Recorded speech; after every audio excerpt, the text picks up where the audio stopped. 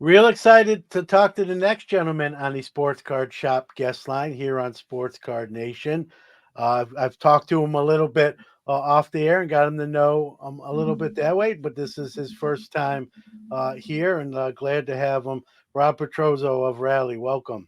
John, thank you, man. I appreciate you having me. I always get excited hearing the Sports Card Nation intro. It feels like something epic is about to happen. We're about to have a real conversation. So thank you for having me, man. Yeah, no, thank you for making some time. I know you're a busy guy. We're also recording this during the holiday time too, so you factor that in there as well. So I appreciate it.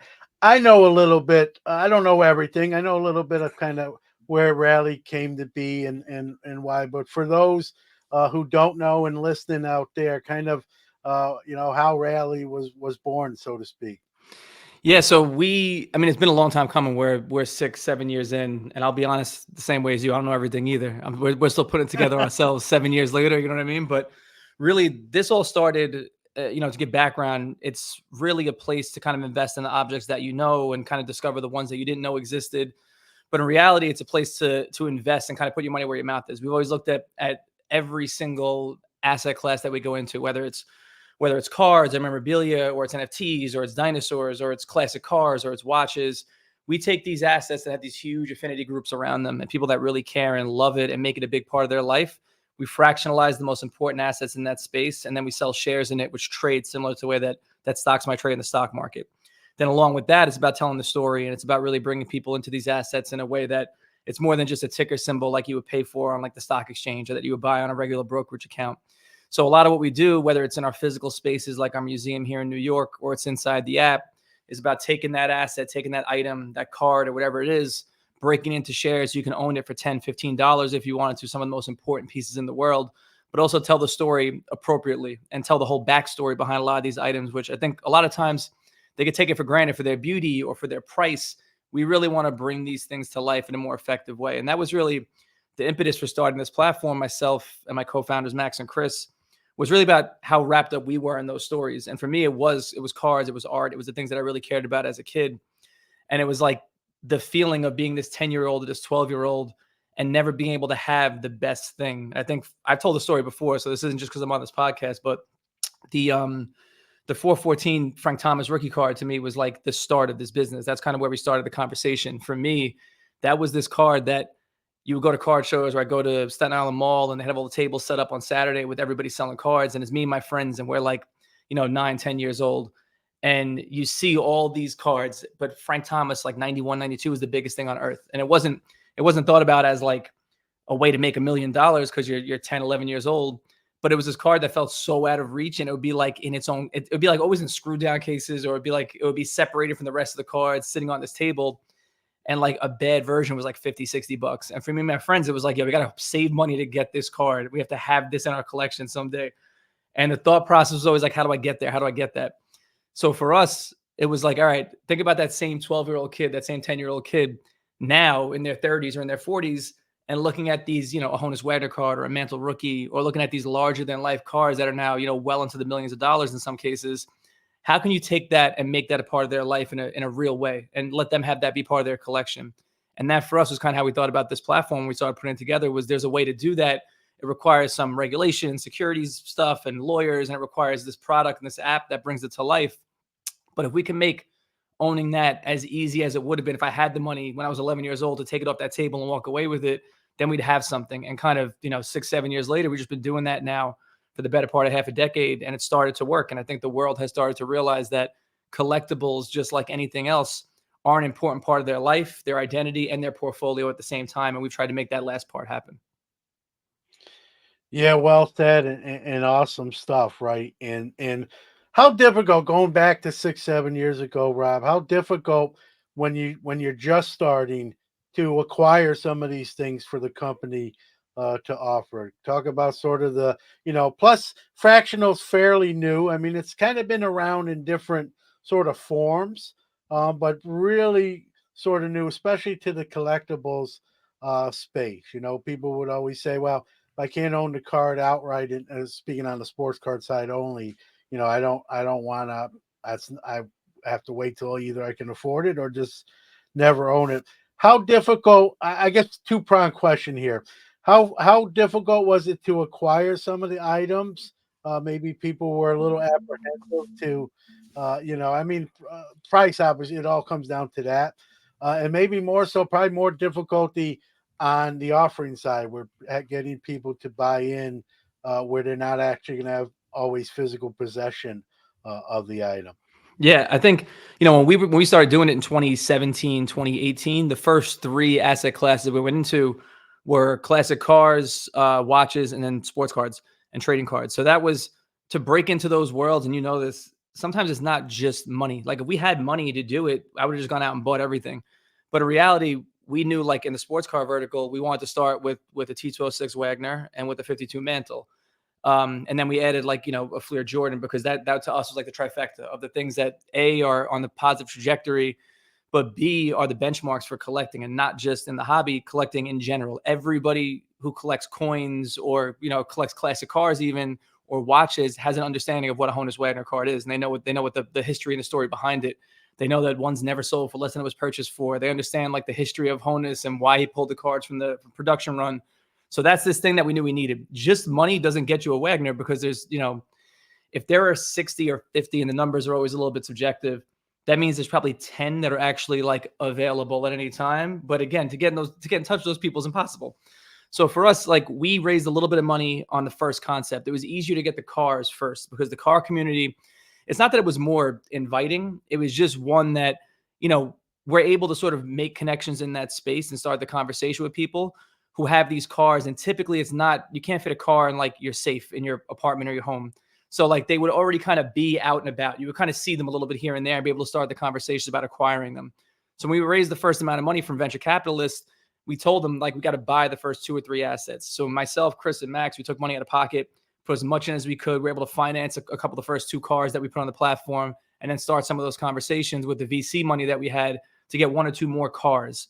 That was the start of it. That's where it was like, all right, we can kind of do this now. Now we talk to our lawyers about how to make this work. And at that point, crowdfunding and platforms like Kickstarter and even GoFundMe and a few others were starting to rise up, where the leverage was now on the consumer to sort of to bring things to market and securitize them.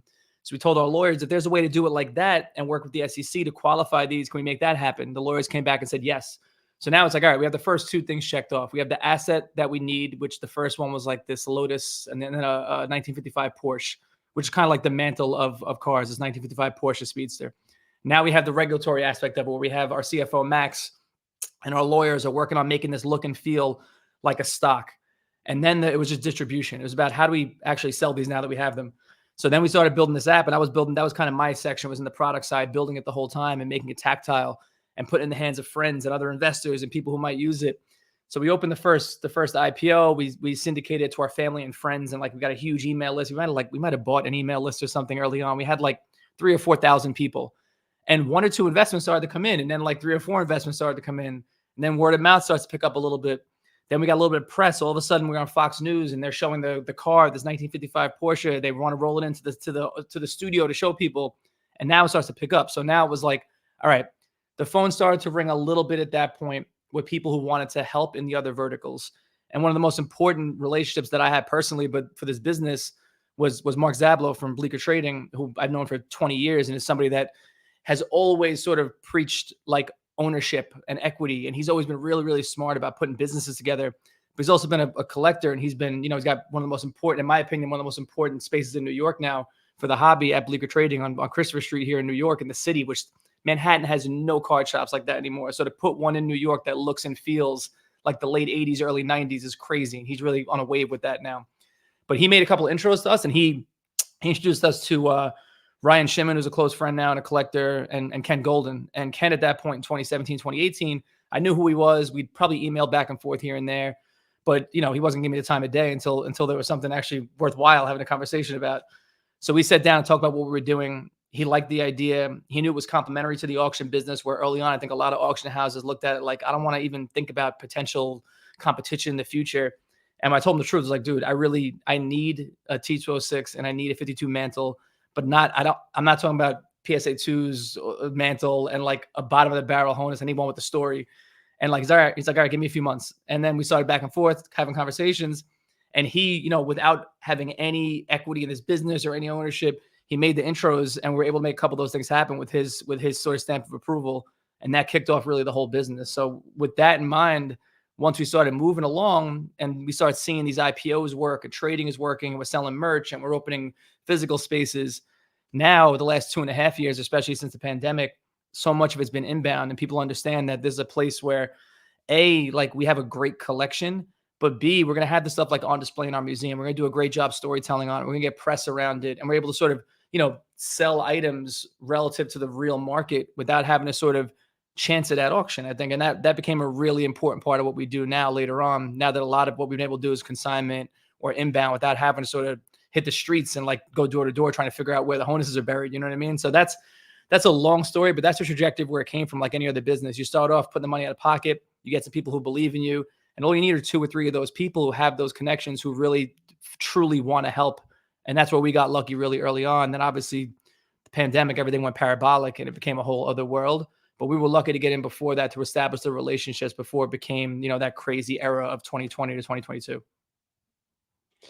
I'm just going to disagree with one thing you said. Give me. You can put a car in your safe. It has to be of the Matchbox variety. That's true. That's true. Which also, Matchbox cars have become like an asset class. People love them, and the prices are going crazy. So you're absolutely right. So I'm poking a little fun at you, obviously.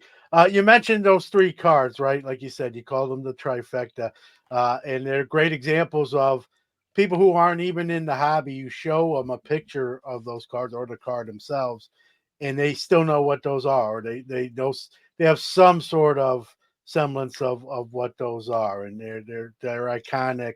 And so that's kind of a collectibles wise, it's kind of getting in right at the top shelf, if you will. You mentioned with the pandemic hitting, was that good or bad for Rally, or a little bit of both? I mean, I'll be honest with you, it was both, because now you're at a point that demand was so high and it was such a seller's market at that point where they can dictate any price they wanted.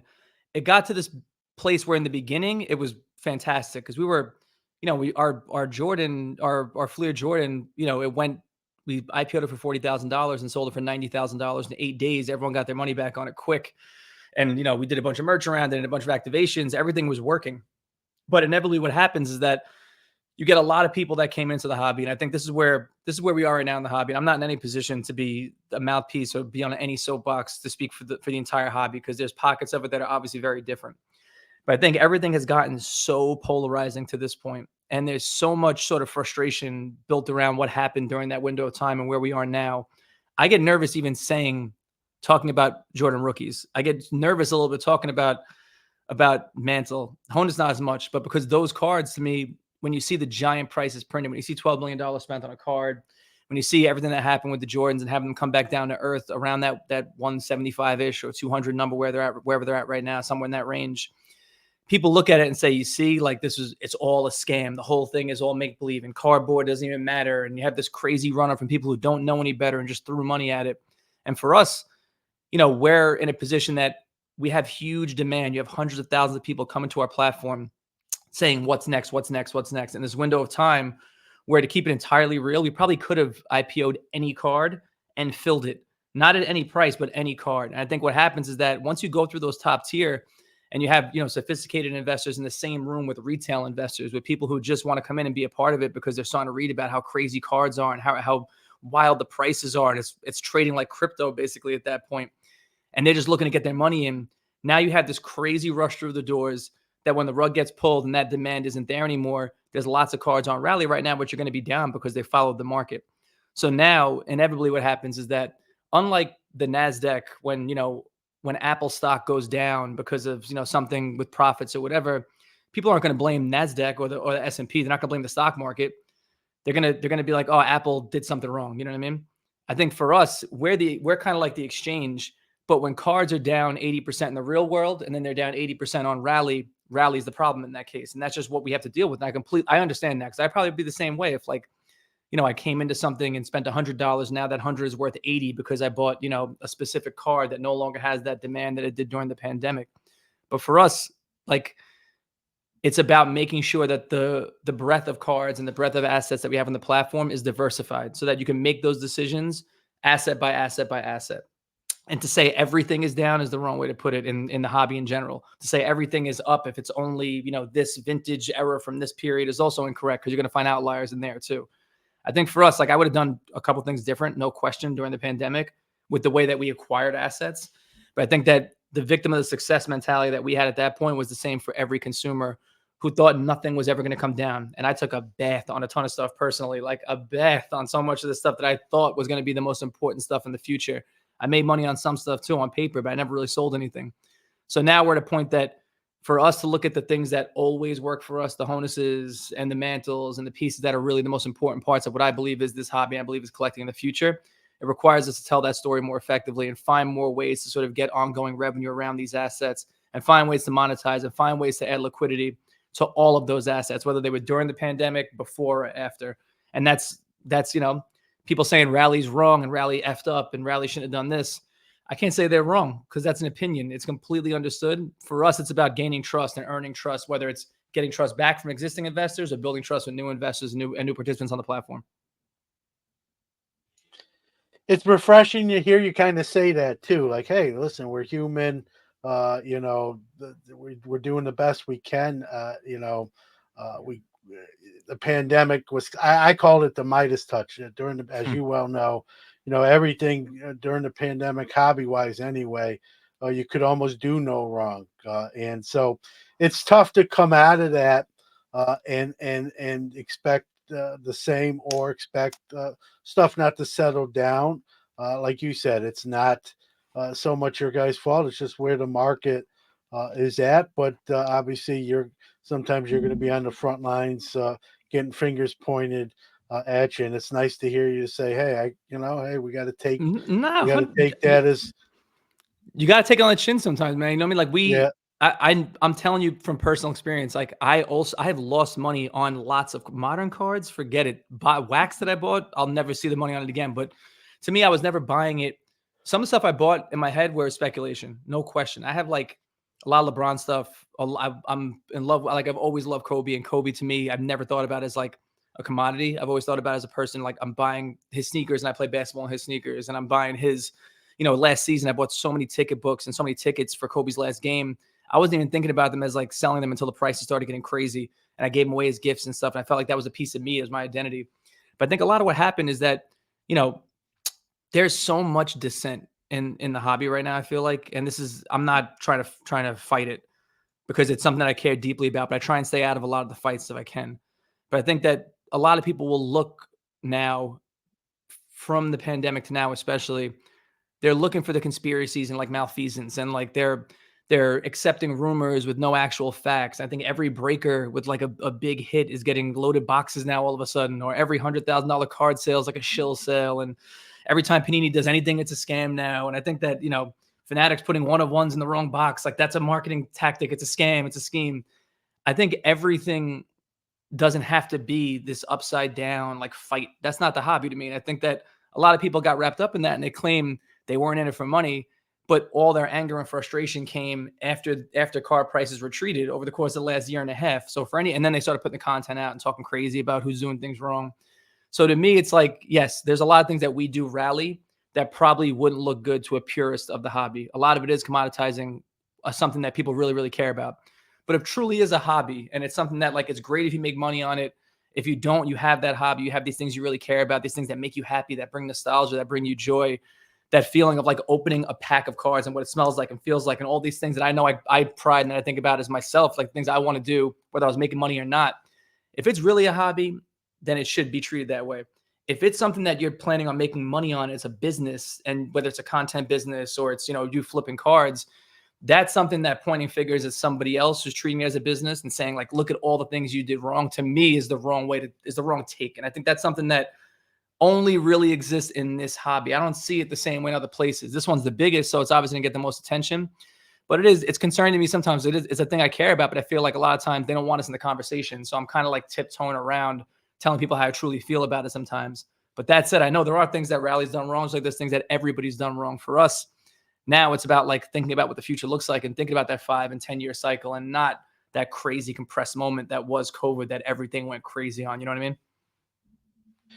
Yeah, no doubt. I agree with you most for the most part, Rob. I think some things that happen are legitimate, like where there's smoke, there's kind of fire.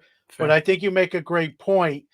It's not across the board. Every time something happens, everyone's quick to, convict and pass judgment and go to the execution, chamber without really deep diving it or doing the research or finding out what really happened. And I think some of that, I don't know if you agree with this, I think some of that just comes from the hobby's in a different spot, and people Perfect aren't as explanation.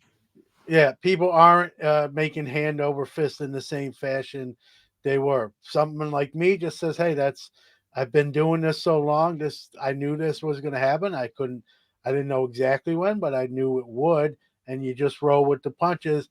Maybe some other people not as old as me or as experienced had a tougher time, handling that. And Hmm. what do unhappy people do sometimes? They want to make other people unhappy too. Come be in my unhappy boat with me, and here's an oar, and let's row, right? That's a And better take. That's a better take than I had. Without that's a you way know, more and I, articulate way to say it. and I think a lot of it, and I've said that on the show, right? I think a lot of what we see in the space comes from that point of view. Sometimes it's just jealousy, right? Some people are happy for others' success. I try to be that guy. Some others have a harder time with that. So the minute there's one indiscretion or what even looks like an indiscretion, they're just right there to jump on it, put it on social media, and some people just feel better about themselves when they're making someone else look bad. It's the wrong way to go about it, if you ask me, but that's not a new concept. I think it's been around a while. I think we're just seeing more of it just because the way things have settled down. No, no question. To me, that's a good thing and a bad thing too, because it is the popularity of this space is so prevalent right now. And when I start getting like texts from my mom about like card auctions, and I'm not talking about like the big giant like Wemby jersey, rookie jersey, debut jersey selling for $750,000. She's in the weeds. Like sometimes she's texting me about like some random like Wade Boggs card she saw on eBay type of thing. You know what I mean? Like there's some when it's like that, it's everywhere. You know what I mean? It's omnipresent, it's ubiquitous, and it's in the conversation. That to me is amazing. That's the best thing that could possibly happen. So when it gets there, though, it's like you said, it's not the same as it was. So I think a lot of people get scared of the future and they get scared of new products and platforms, and they get scared of like, when Fanatic. You remember when Fanatics first came in, and it was like, what's this going to be? They're going to kill mom and pop stores. You know what I mean? And then it started to sort of take shape a little bit. People realize like maybe it's just the distributors that are going to get pushed out a little bit, and they're making these huge rips on it. Maybe mom and pop stores are what they want to focus on. That narrative changed. Ruben started showing up places. It took like a year and a half people to start trusting them. You know what I mean? And now it's at a point that it's like assumed that they're going to, or not assumed, I shouldn't say that, but people look at it like if we're going to get where we're going, it requires more people, bigger space. It requires, more people being accepting of new products and platforms and new players in the space. That to me is a net positive, no question. But it's scary when things change, when what you've known for 20, 30, 40 years, all of a sudden is different. And you said it too, having gone through, I was super young, but having gone through the junk wax era, like, some of my favorite sets are the ones that no one will ever care about again in my mind. Like there's, you know, like those like mid 80s Don Russ, like are important to me because like the Diamond Kings cards, and that was like Don Mattingly and these people that I loved. And same with like 87 tops, like wood borders. That's something that I look at, and it's just I know that's not going to like that. Will Clark card is my favorite card of all time. Like I'm looking at that, like this, they're in my mom's house still.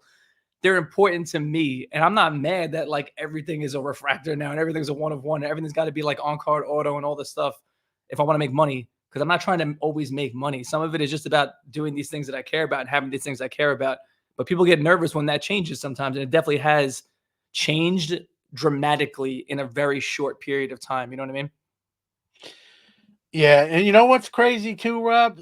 Sometimes you almost feel like I set up at shows as a dealer as well, and someone asks me, "Hey, how'd you do?" And I'm an honest guy. I say, "Oh man, the show was great, or it was okay, or whatever." it's funny. Sometimes people resent, like you talk about, you do it for fun or nostalgia. You can do it for money. Some people resent the money part, but like that, you got to pay bills, right? How do you Yeah. pay? How do bills get paid, right? How does your mortgage get paid or How your how would you car? get the card? Somebody sold that to you. Like someone's running a Yeah, business one way or the other, you know? like I never get that. To my last breath, I don't understand why people are so resentful of people who sometimes make money in the hobby. It's not a new concept. It's been many moons now. But there is that faction that it's almost like sacrilegious to them, or I've heard the term purist thrown around. I really don't know what it. Don't ask me what it means. I've just heard it. Um, and I'll never get that. I'll never get that. And I've had someone tell me like, if you cared about the hobby, you wouldn't sell your cards. I'm like, and I'd say, okay, that's your opinion. It doesn't mean you're wrong, but explain that to me. And then I don't, the follow up explanation was, in my opinion, all discombobulated and really It's didn't wacky. sort of 2 plus 2 didn't equal 4. And I'm just like, so a lot of it comes from that jealousy point again. Like, hey, there's that person's making money. I wish I kind of could, but I don't, Probably. and I always tell people like I'm not an expert, or I don't think I am. I'm just experienced. Like, hey, I'll help you out any way I can. Shoot questions at me, or whatever the case may be. My door's always open. Rather than get mad or take that stance.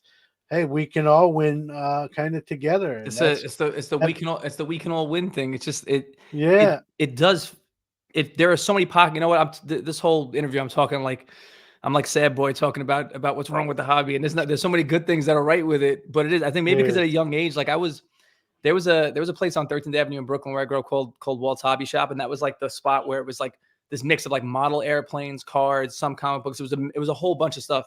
But I remember like being really young, and the owner pulled up in a Mercedes, and that was just like this weird eye opening thing. It was like the guy that owns the stores. I thought that was like I thought a Mercedes was like $1 billion back then. So I'm looking at this guy pull up, and I'm like, damn, he's got that from selling this, like all these things. This is my I want this to be my life when I get older. I want to just sell cool stuff in a store like this and have it and drive a Mercedes. And I think maybe I from that point I tied like money to it to a certain degree. But I remember there was never like a world where it didn't feel like there was success, whether it was monetary or through like building a great collection that wasn't tied to the hobby. It felt like you could be really successful and make the hobby a part of your life, like almost like a business. I think that's part of where Rally came from, was the idea that it could be both of those things. And it still is refreshing when like people that I know, and I brought up like Mark Zabalo and even Ken Golden and people that are in the space now that are larger than life. Nobody right now that's making money in this space isn't a lifer. Like it's hard. The hobby doesn't accept grifters like that. When they do, they come and go really really quickly. It's not years, it's like months, it feels like. And everybody could talk crazy about like backyard breaks, or if you're the people that do things a little bit more boisterous than others. But I think you meet any of these people who are doing it successfully, it's hard to find somebody who's truly successful in this space that's making money with cards that doesn't actually, at least in my opinion, doesn't actually care about it. It's hard to find somebody who has a little bit of trajectory and has been around for a minute that's making money with cards or with memorabilia that isn't actually in it, where you don't go to their house and it's full of the same stuff. You know what I mean? Like it's hard for me to look at people and think there's really like major grifters coming in here just commoditizing everything that this space is about and leaving quickly with the money. It doesn't feel like that. It's still a grind, and those guys have been grinding for a long time. A lot of them, you know. yeah. And sometimes passion has many forms. Some people are just a little bit quieter than others, and Hmm. and but that's passion. I mean, somebody would, I don't know if everyone agree, but that's how I see it. Sometimes, I listen. I grew up. I don't know if you remember him. You might be too young. Remember Crazy Eddie? I his daughter went to my high school, 100%. Oh, all right. So you know that, I'm Yeah, sure you like, that's we had guys even way back when, right? Mr. Mint was yeah. loud, and I'm not. This is not necessarily new. Maybe we didn't have as many. I'll go that far. But the hobby is a much bigger hobby now than then too. So in fairness to today's hobby, you're going to have more vocal people. Yeah, I'm not so much worried about the vocals as the actions, right? And agreed. you can scream and be cute, funny, obnoxious, whatever term you want to use, but what do you do? And are you doing good for the hobby? And are you doing it above board? I'm more So of a true. an action speaks louder than words. Always, That you always. get. We're both like from Brooklyn, and remember that era? Like Yeah, that was Crazy Eddie was like the pinnacle of success to me too. Seeing that on TV, even at a young age, was like, man, this guy's doing it, you know. And then it's refreshing seeing like those Mr. Mint videos start to pop back up recently in the last 3-4 months. A lot of those like show videos are starting to pop back up, and it's like, damn, this isn't. If this would have happened now, people have been all over him, calling it a grift, you know, like they would have been all yeah, over him, would have run him out of town. But that was like that infomercial style, like everything in your face, was the way everything was sold between like 1979 and 1995. You know what I mean? Like it was all yeah. the same. You had to get you had to get grasp someone's attention. You had to like bam. Yeah. You know, you look even information. Billy West here. You know, You kidding me? Don West. Don West on the late night sales show. I made my grandma buy Shaquille O'Neal cards from him. You kidding me? It was it was the SNL sketch. I Yeah. literally made my grandma So buy me cards on QVC. there's a place for that as long as there's nothing bad Yep. that comes. I again, actions will always speak. At least in my book, always speak louder than words. Let's get back to rally, Rob. Like you've had some crazy. You guys have had some crazy offerings from historical documents. A triceratops Yeah. skull. I mean, just you know, cars, you know, rare hand. I mean, we could do an hour just talking about Yeah. everything. Everything. Do you have sort of? We're going to talk about it coming down the home stretch here. We're going to talk about an item specifically. But besides, and you know what that is. But besides that, has there been an item that you're like, holy crap, I can't believe this is on Rally. I mean, all of this is in everything that we put on the platform for the most part. Like those items that you're talking about are in support of the 5 and the 6 and the 7-year-old version of me, all the way through like, you know, age 15, 20, 21. So when we think about like the biggest ones, the ones that are the most important, I'm recording this in our museum right now in like our podcast studio. I'm looking at the Triceratops right now, the Honus cards in the front. Like these are the things that they're not just larger than life and they're not just these crazy expensive items, but even though every single category has like a story and every like Honus Wagner has a story, the story of like our version of the Wagner card and the story of our Triceratops and the story of our Declaration of Independence copy, like all of those are what make them to me like the ahas and like the oh crap type of items. Like our Triceratops is realistically like probably I don't want to go on record saying this because I'm not a geologist or paleontologist, but according to our experts and the people we work with, it's the most important Triceratops skull and the most complete Triceratops skull in the United States. And it's one that, you know, Jeff Bezos wanted to buy this one and he couldn't because it's ours now. And the same thing with the Honus card, like of all the Honus cards, there's, you know, the Gretzky and the Charlie Sheen card, and there's like all of them have a story. But the Nuns Wagner, the one that saved this monastery, that this guy left to this monastery in Baltimore, that has a really, really incredible story behind it. And they shaved the borders off and shellacked it. Like that is its own story. And that's the one that was covered by the Times and it's shown up in a bunch of documentaries. And that's the really, in my mind, one of the most important ones. So all these items and like our Declaration of Independence, which was in the family of one engraver who was the most well-known engraver in all of Massachusetts and all of New England during this very specific period of time from 1776 through the 1900s. All of that to me is, you know, storytelling is at the heart of so much of the hobby in general and so much of collectibles in general. To be able to have a story within a story are the ones that make items the most important to me. And to like part of it is speaking on our most recent IPO in the Mickey Mantle house, the childhood home of Mickey Mantle. That to me, I didn't know enough about it until a year and a half ago when we bought the property and started talking to people on the ground and started talking to the mayor at the time and started talking to 4 or 5 people who were intimately close with the family and with the home and were from Commerce, Oklahoma. And when you start hearing like the bits and pieces of that story and how important Mickey Mantle was and still is to that community, and you see his name on every single street and you see his statue at the high school, you see these bits and pieces of it, you realize that there are certain people who are like no longer with us. And there are stories that kind of happened hundreds of years ago, But regardless of whether or not, a new generation ever knows, what Mickey Mantle looked like when he was at bat or what his batting stance was, they're going to know these stories. They're going to translate as long as the sport, as long as the hobby is important. There are these items and these things and these stories that are going to translate the same way. And those are the ones that are always the most important to me. And good segue into the Mantle boyhood home, Rob. I guess my first question was this the first venture into real estate for Rally? Yeah. So we've been wanting to go into real estate for a while, and since probably before the pandemic, we were thinking, what's the best way? We didn't want to just buy like a townhouse in Brooklyn or something like that and try and make it a thing and take a beautiful home and IPO it. We wanted to have something that had a real story, but also, even like the handbags that we have and some of the items that might not necessarily seem like they translate the same way a card might.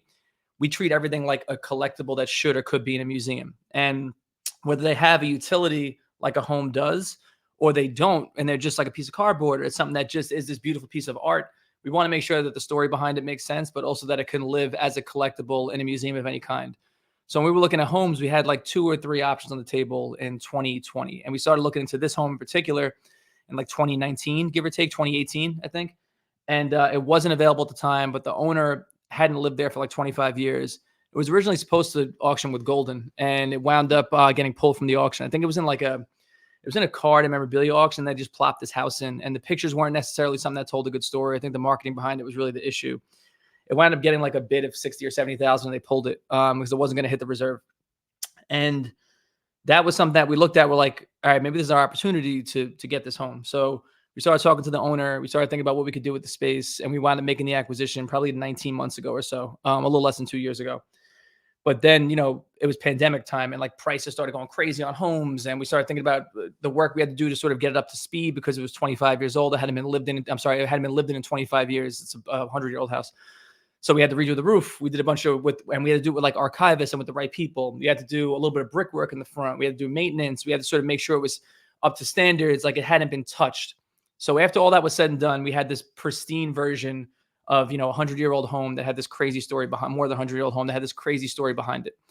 And you look at the barn, which is kind of like sliding to the side a little bit, and it's got a bunch of dents in it. And the story behind it is that that's where Mickey Mantle learned how to switch hit. And his dad and his grandfather would throw tennis balls and sort of, softballs at him, and he would just crush them into the side of the barn. Then they would run bases. He would sort of use that as the backstop. Like there was all these elements of it that were like, this property is really important. It looks and feels so similar to the way it did in 1935 when he lived there. And it's, the town where the Yankees scouted him, and the high school has his name all over it. And there's Mickey Mantle's are the street signs halfway across the town. You go there and you meet these people, and like, it is this story that is a baseball story. It's not just a Mickey Mantle story. So for us, by the time we got down that whole pathway, it was no longer a house. It was a collectible at that point. And you've seen what happened to everything Mickey Mantle related, whether it's the cards, whether it's the jerseys. It's always sort of top 10 in every category of sports collectible sales. You're going to have Mantle show up in there one way or the other. The only thing that hasn't really moved is like this house. And so we looked at it like no guarantees on the future, obviously. And this would never be financial advice. But we're like, if this was something that was treated the same way Graceland was, or some of these sort of monumental spaces that have been sort of built around the childhood homes of superstars, it could be something really important for the game, for the hobby, but for investors too. So when we did this IPO, it was like, all right, how do we tell the story the most effective possible way? So we put together a couple of vignettes. We made the card with the piece of the barn that blew off during a storm at some point, like 2 years ago, that was tucked into the barn. We did some cool stuff around it to make sure the story got brought to life, but that's really just scratching the surface. And I was talking to the city admin, who's a former mayor yesterday, Michael Hart, who's been super helpful throughout this whole process, about like what we can do that's additive to the town and not just like taking the space and making it investable. So like we gave off the first dividend check in that asset from the card sales. Basically, we put that right back into the investors' pockets. And now the next couple things we do might be around sort of trips out there and doing something inside the town and making sure investors get to be on the ground and see that story and feel that story the same way I did, the same way so many people here at Rally had when we were doing that IPO. Yeah, full disclosure, most people probably know this. I posted it on social media. I do own some shares of that. I mean, how cool when you really think of it. I know when I got in, one of the first things, with my humor, I went on social media, including Facebook, just even my personal Facebook. Rob, not even the show Facebook, and said, "Hey, you're looking, tongue in cheek. Hey, you're looking at the new owner of Mickey Mantle's You do Boyhood own it. home." You're the owner. Yeah, You own it. So it's you true. know, It's not now untrue. I own a 0.0014%, but no one has to know that, right? And I just had fun. I just had fun with that, but I mean, you're talking about an iconic. I don't even want to say baseball player, just an iconic Hmm. athlete, an iconic person in American history.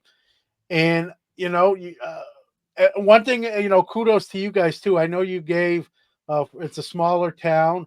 I think population around 3,000, somewhere in that vicinity. You gave some shares to the town, the people that already live there, which I think was a great gesture on your guys' part. You didn't have to do that, and yet you did.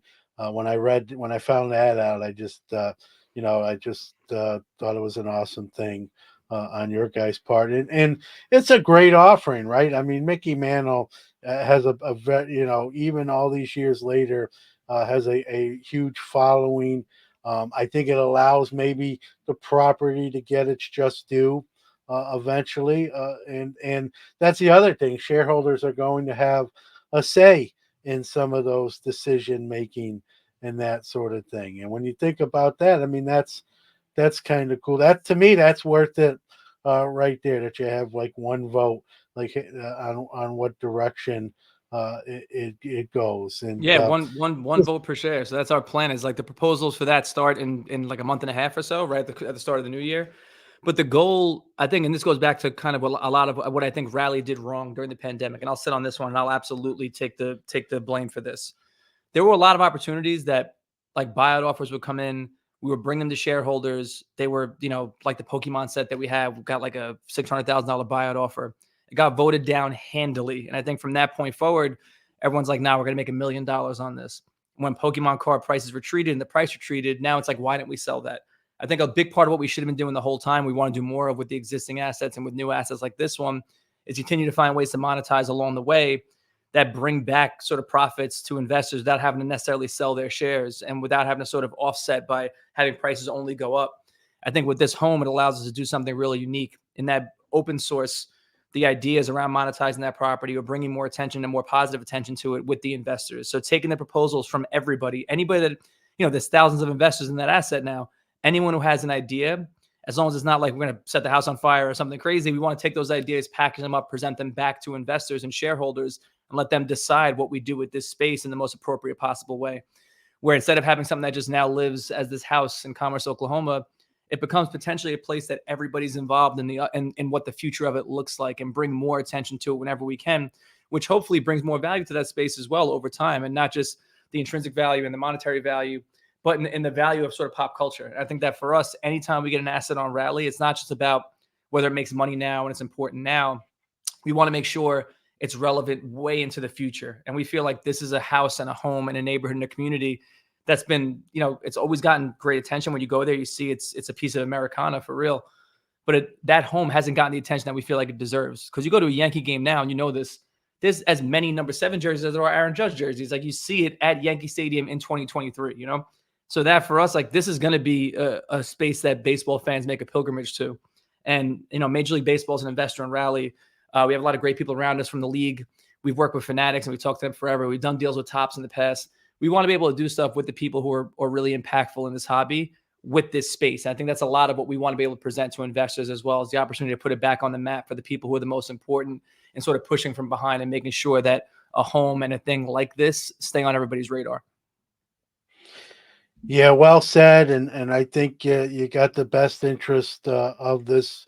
It's a, like you said, Americana, right? And even restoring the home to his, before putting it the IPO just shows you, you could have probably went the cheap route and said, hey, here's the house, this, and you didn't do that. By the way, a townhouse in Brooklyn will cost you a lot more than. I'm not getting one right now. That's a, I'll tell you that. Like, I'm not allowed back to the neighborhood I grew up in. That's a definite. I don't have the money anymore.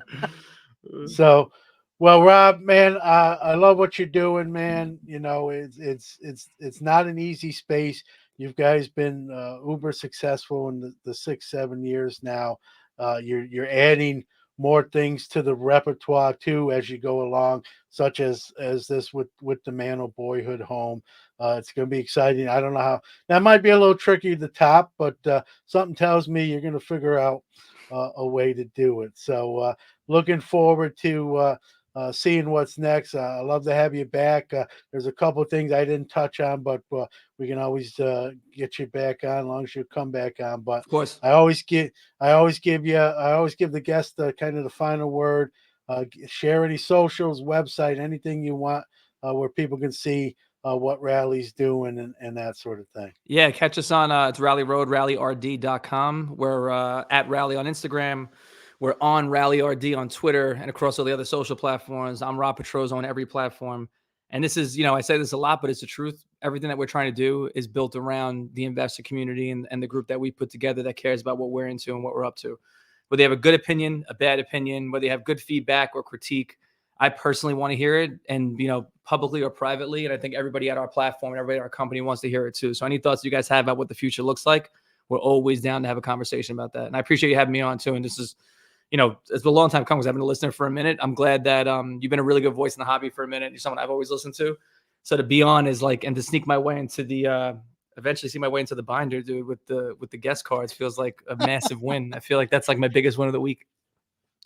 Well, listen, the feeling's mutual. I'm glad you came on, and let's not make this a one hit wonder. We'll have Nah, you back. We'll get into some of your collection and that sort of thing I'm definitely into that. as well. The darn Mantle House, took up some of that space. So we'll have you back on. Maybe even follow up with that too, like Yeah, for where sure. that as well. So Rob, again, continued success. Keep killing it, Thank man. you, John. Thanks Likewise. again. Thank you.